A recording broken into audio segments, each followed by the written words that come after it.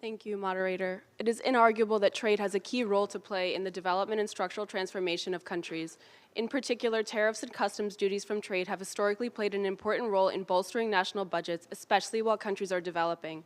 But this traditional source of financing for developing countries has been upended by multilateral trade rules that prohibit the use of these tools and bilateral trade and investment agreements which further pry markets open, in contrast to the strategies used by now developed countries.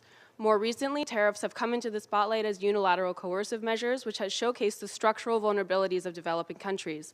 Their sheer economic survival in the global economy has become hinged on the whims of other countries, and it is women who bear the worst of the shock waves caused by these whims. Adding to the challenge of harnessing trade as a source of financing for development is the increasing digitalization of trade. Only 35% of people in developing countries have access to the internet, corresponding to structural inequalities along lines of class, race, ethnicity, and gender. The barriers which have led to this divide are in no small part created by unequal distribution of gains from trade.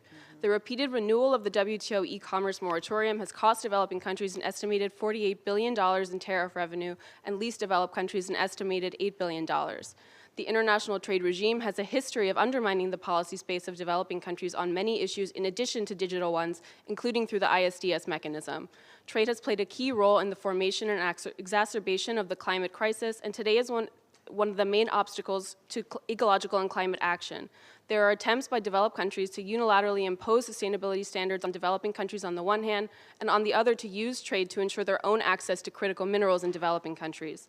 To restore the role of trade as an engine of development, an emphasis on policy space for developing countries must cut across every issue area. Trade must be reoriented as a tool to reduce inequality, stay within planetary boundaries, and empower developing countries to achieve their priorities. I thank you.